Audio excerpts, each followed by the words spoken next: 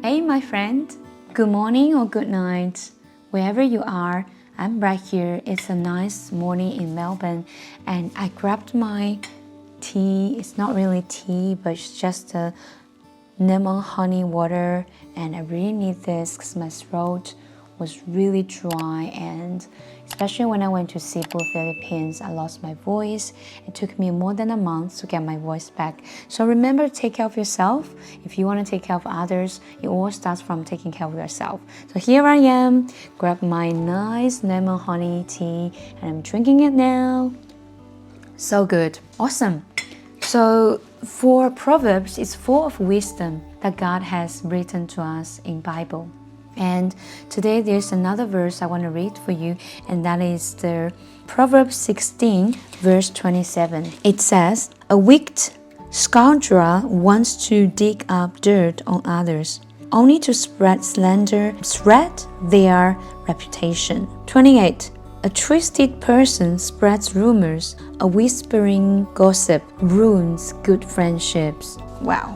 I love Proverbs because it's always so straightforward and you don't even need to explain too much about what it says. But when you deep dive into it, you will also find so much more and deeper wisdom in that verse as well. So it said the scoundrel. Scoundrel, what is scoundrel? I don't use this word too much, so I went to search and find a dictionary. What scoundrel means is a dishonest or basically a dishonest person, and just say things that's not true, things like that. Now it also says with the next word we said, so the a wicked scoundrel wants to dig up dirt on others, only to spread slander and threat their reputation.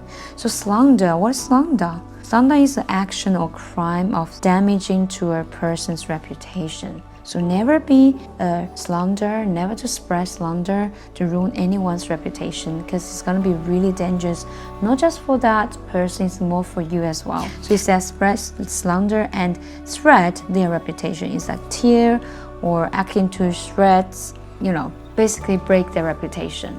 I want to reflect this to our life, especially our journey. And today I want to more focus on talking about female and women, because I'm a woman myself, and I understand that as a woman you have so many things to carry, and your emotions are more than a man. Just our chemical design about our body, we're more sensitive, we're more emotional than male of making a forced spoken statement. But there are also good things about that, like it's an amazing advantage as a female that you do have that sensitivity, which is why when we go to the working environment, we have, when they're all men and when there's a woman comes in, the whole atmosphere is different, and it brings more joy, passion, it brings more fresh air and fun into the workplace.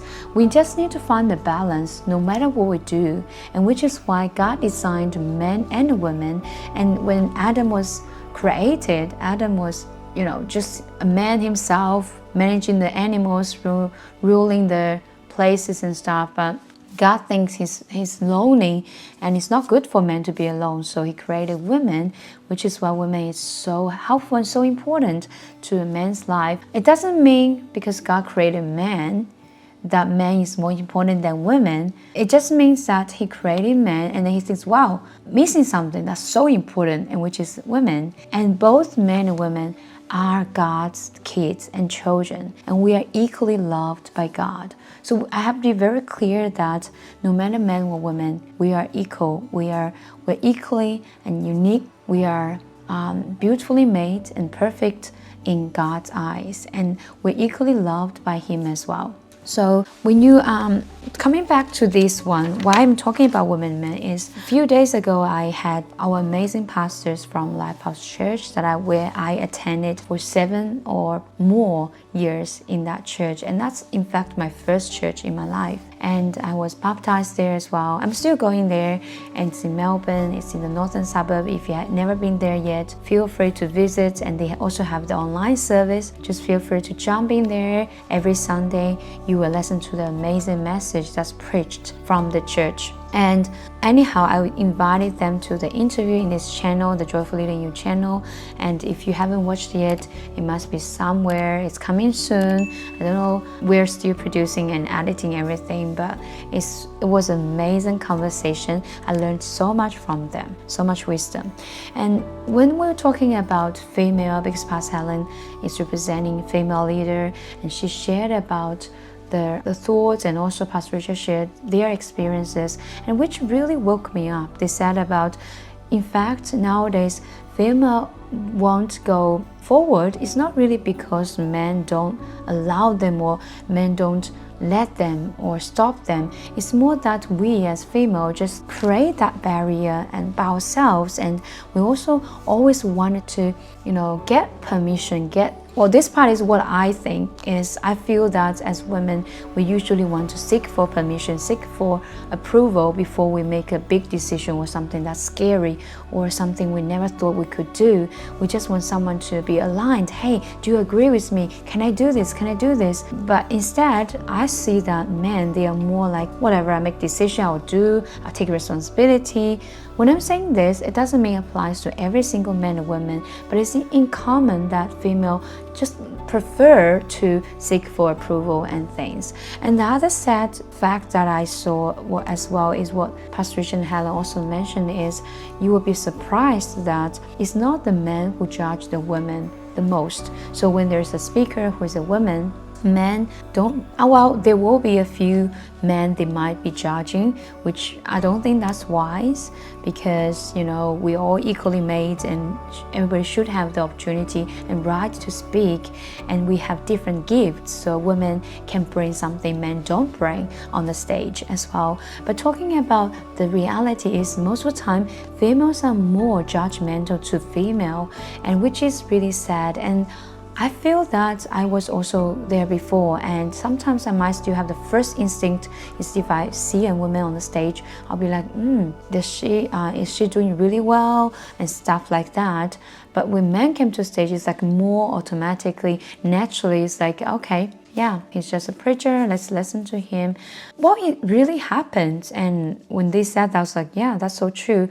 But the difference is, when it's just a human nature, especially designing women, we tend to compare if it's the same gender. But I believe as men as well, if they see a man there, there's also the same thing. They might judge more men than the women. I don't know. But the key here is, when you keep making false statements about others, which it says in this Bible verse, is when you feel that the person is not qualified, or you feel that they're not a good person, whatever that your feelings telling you, it's not really the fact. Emotions is only reflecting something to us. It might be the jealousy, it might be that we're feeling insecure because we don't want them to be better than us, or it can be something like, you just feel like, okay, because you're so strict to yourself, you are so hard to yourself, you also want to be hard to others. But we always forget that we're all different. And in Bible, and the whole thing about why Jesus gives us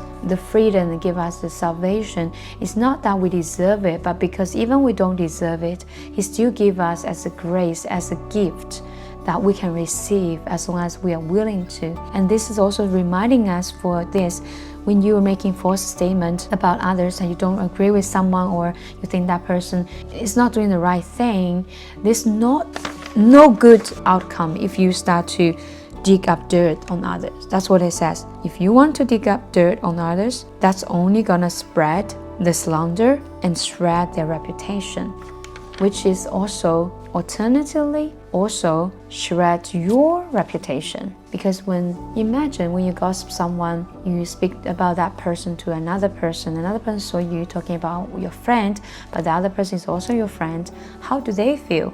They won't feel very happy either.